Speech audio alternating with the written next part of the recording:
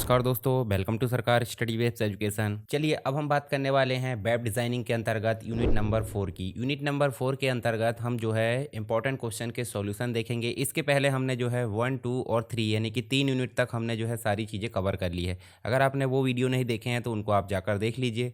और इनकी पीडीएफ अभी तक आपको नहीं मिली है तो मैं आपको बता दूँ पीडीएफ कहाँ मिलेगी। आपको टेलीग्राम ओपन करना है और टेलीग्राम में देखिए आपको चैनल पर ज्वाइन करना है और यहाँ देखिए इस प्रकार का आपको कंप्लीट लिंक मिलेगी। इसी लिंक में आप देखोगे तो आपको बीसीए फर्स्ट है, बीसीए थर्ड है और बीसीए फिफ्थ है।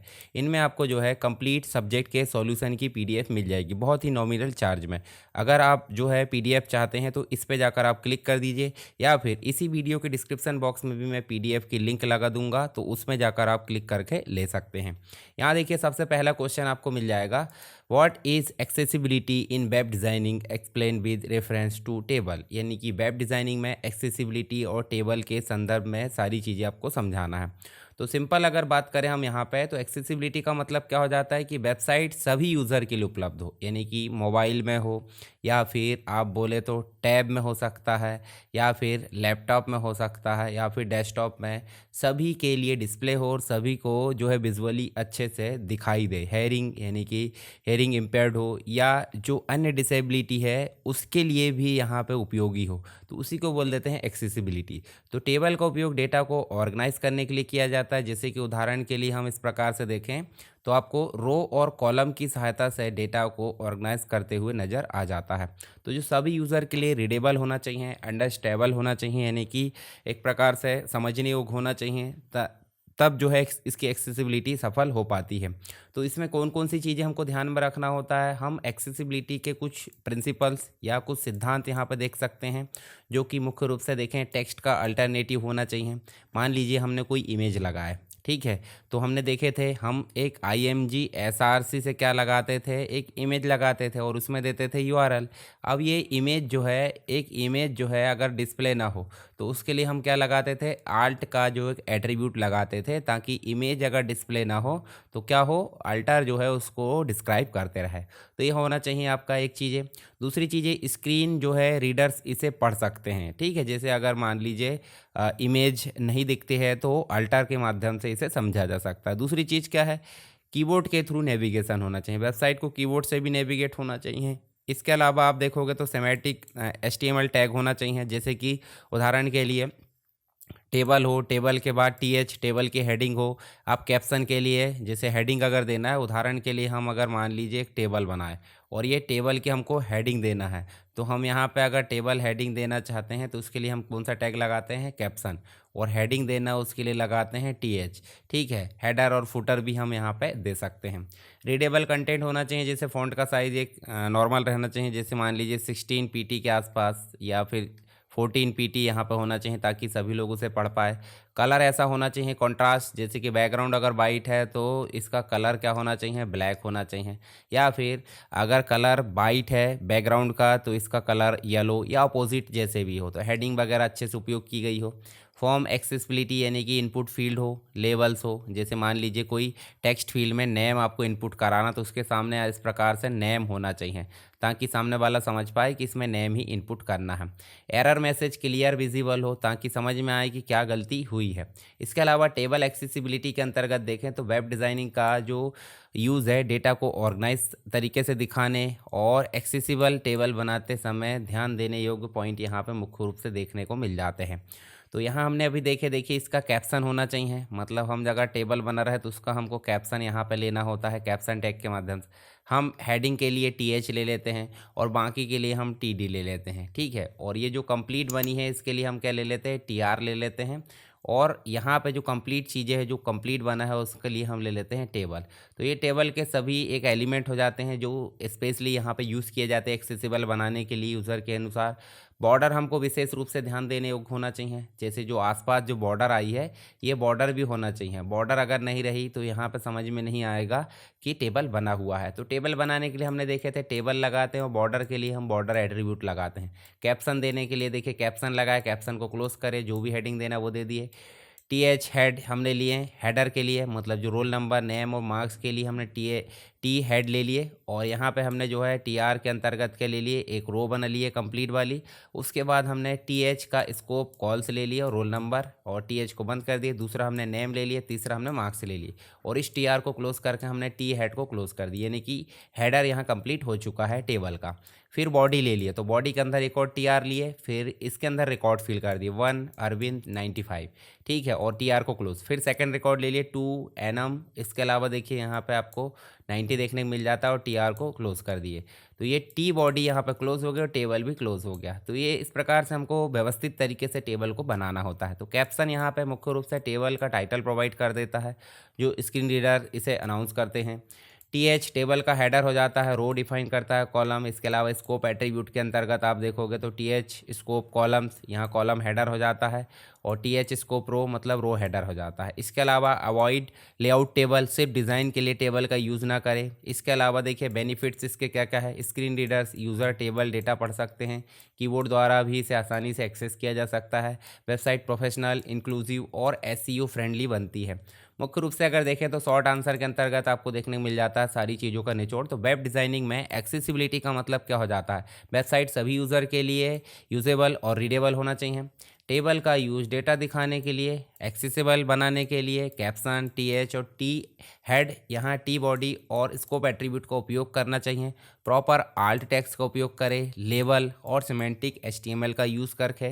विजुअली इम्पेयर्ड कीबोर्ड लिया यूज़र भी जो है यहाँ पे वेबसाइट आसानी से एक्सेस कर सकते हैं। तो ये हो जाता है हमारा एक क्वेश्चन यहाँ पे सॉल्व, जो हमने बेसिक रूप से यहाँ इसको लिखना कैसे एग्जाम में वो चीज़ें मैंने बताया। दूसरा क्वेश्चन आपको देखने को मिल जाता है कौन सा, write step to create and style a table using CSS, यानी कि टेबल को बनाने और स्टाइल सीट से फॉर्मेट करने की प्रक्रिया को समझाइए। ठीक है, CSS का उपयोग करके टेबल बनाने और उसको स्टाइल या फॉर्मेट करने की प्रक्रिया को समझाइए। तो वेबसाइट में डेटा को रो और कॉलम में दिखाना है, अट्रैक्टिव तरीके से रीडेबल दर्शाना है, तो हमको टेबल बनाना होता है। जैसे हमने पिछली क्वेश्चन में भी देखे हैं कि यहाँ पे देखिए आपको स्टूडेंट मार्क्स हमने लिए तो एक कैप्शन दे देते हैं।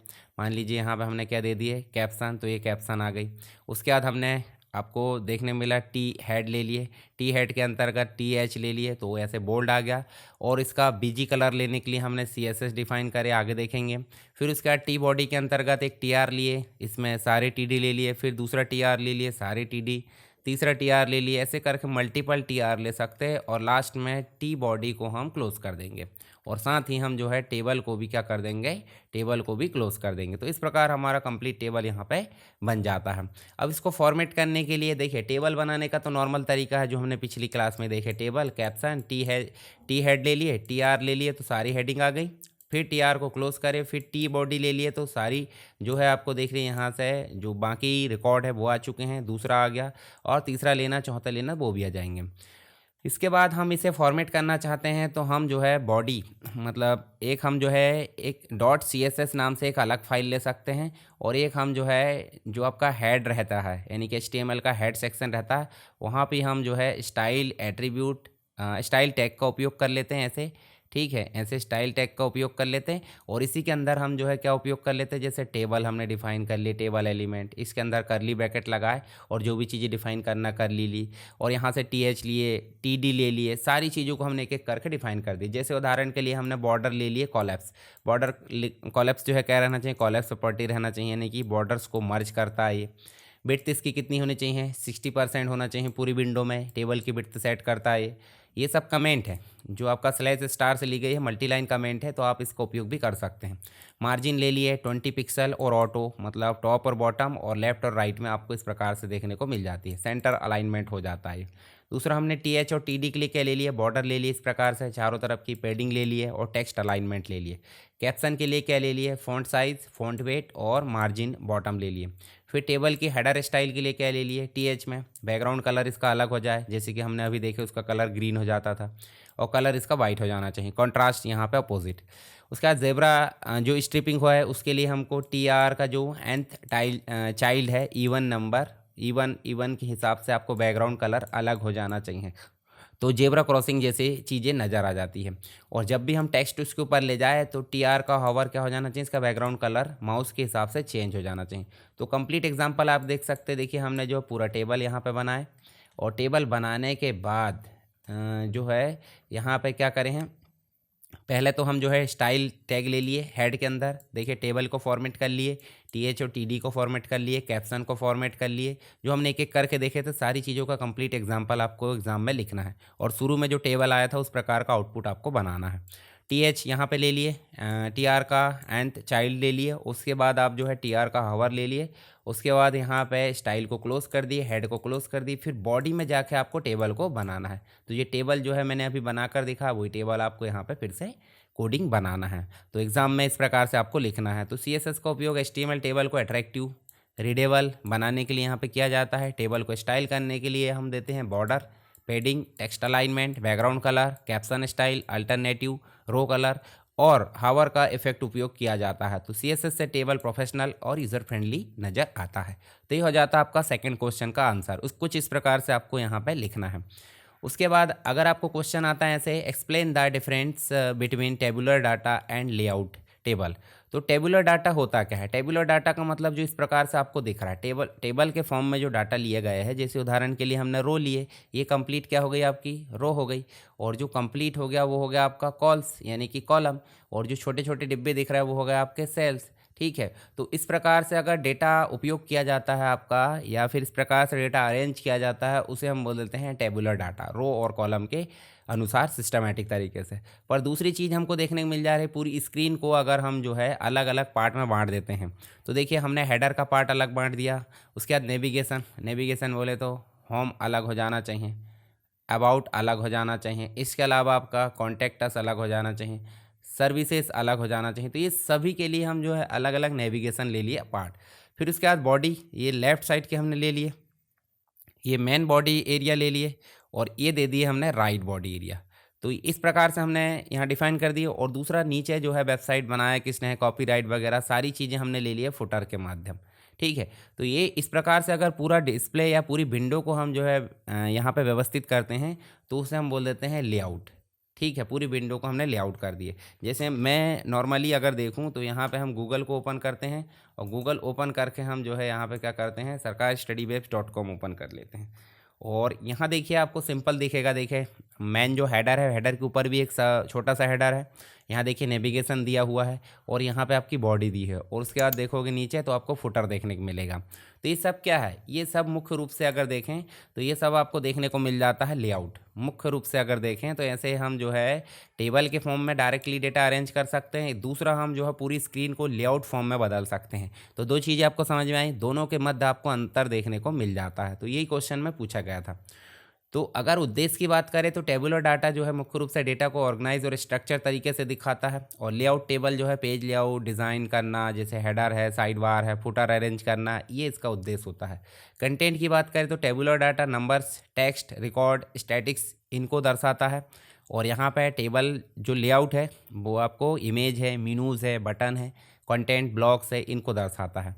HTML टैग की अगर बात करें तो इसमें हेड है मतलब टेबल है, टी एड है, टी बॉडी है, T R, T H, T D इनका उपयोग किया जाता है। और लेआउट में टेबल के साथ साथ मेनली टी आर और T D use for positioning के लिए, यहाँ पे है ना, पोजिशन के लिए इसका उपयोग किया जाता है।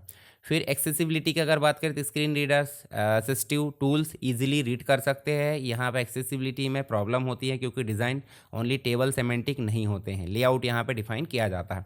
CSS की स्टाइलिंग की अगर बात करें तो मोस्टली मिनिमल डाटा रीडेबिलिटी पर फोकस किया जाता है, और लेआउट के अंतर्गत heavy styling, table use for layout control, यहाँ पे एक प्रकार से बहुत सारी स्टाइल्स का उपयोग किया जाता है।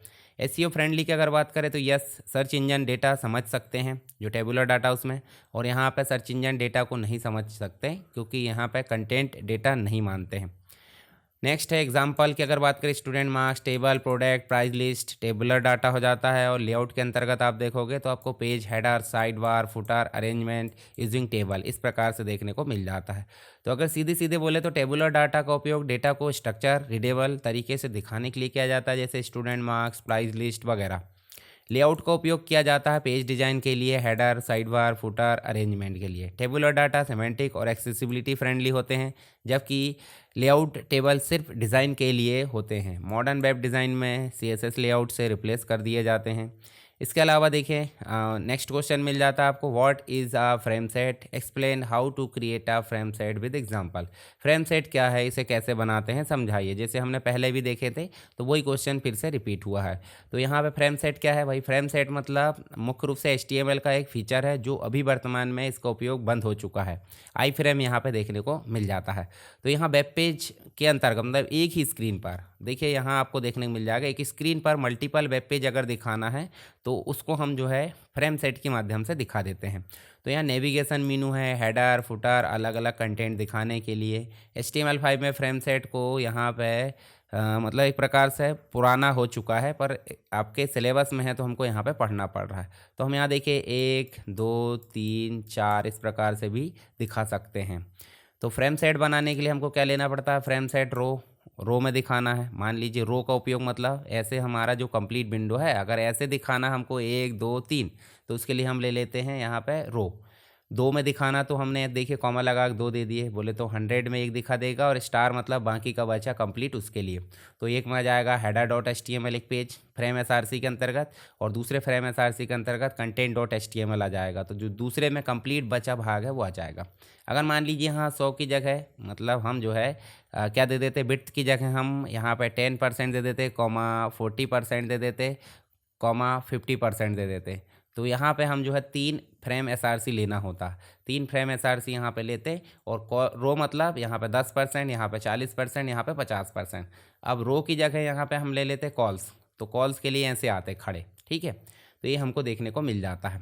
तो इसी को आपको डिस्क्राइब करना, सारी चीज़ें यहाँ पे लिखी हुई है। तो यहाँ देखिए आपको कुछ फ्रेम के एट्रीब्यूट मिल जाते हैं, जैसे रो मतलब आड़े में दिखाना, हॉरिजॉन्टल में डिवाइड करके, कॉल्स मतलब वर्टिकल में डिवाइड करके, फ्रेम बॉर्डर हर एक फ्रेम की एक बॉर्डर दिखाने के लिए यहाँ पे, ठीक है। इसके अलावा स्क्रॉल इनेबल और डिसेबल करने के लिए किया जाता है। नॉर साइज़ का मतलब हो जाता है यूज़र को फ्रेम साइज़ रिसाइज करने से रोकता है, ठीक है। तो यहाँ पे आप देखोगे कंप्लीट एग्जांपल, यहाँ पे बॉडी नहीं लिया जाता, तो हमने HTML डॉक टाइप ले लिए, HTML5 के अंतर्गत HTML ले लिए, हेड ले लिए, इसका नाम दे दिए, हेड को क्लोज। फिर फ्रेम सेट जो है हमने कॉल से ले लिए, कॉलम में डिवाइड करेगा, 200 पहले के लिए और स्टार मतलब बचा वाला बाकी के लिए, फ्रेम SRC और दूसरा फ्रेम SRC, 2 नाम ले लिए।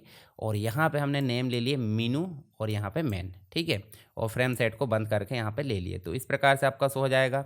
ऐसे हम अगर मान लीजिए यहाँ टारगेट एट्रीब्यूट लिंक ओपन करना चाहते तो एंकर टैग लेते हैं AHREF, और about.html यहाँ पे हमने दे दिए, और टारगेट में क्या दे दिए, मेन में ओपन होना चाहिए, ठीक है। तो ये इस प्रकार से टारगेट एट्रीब्यूट है जो अगले क्वेश्चन में हमको देखने को मिल जाएगा। तो फ्रेम SRC यानी कि फ्रेम सेट HTML टैग है जो कि वेब पेज को मल्टीपल फ्रेम्स में डिवाइड करता है। फ्रेम सेट में रो या कॉलम एट्रीब्यूट का उपयोग कर सकते हैं, हॉरिजॉन्टल और वर्टिकल दोनों, ठीक है। और इसकी लिंक के लिए हम फ्रेम SRC उपयोग कर लेते हैं, ठीक है। तो ये चीज़ हमको देखने को मिल जाती है। नेक्स्ट क्वेश्चन मिल जाता है, how can scroll bars and borders of frame be controlled, मतलब फ्रेम के स्क्रॉल बार्स और बॉर्डर को कंट्रोल कैसे किया जाता है समझाइए। तो HTML में फ्रेम क्रिएट करते समय स्क्रॉल बार भी हम ला सकते हैं और दूसरा हम बॉर्डर भी ला सकते हैं।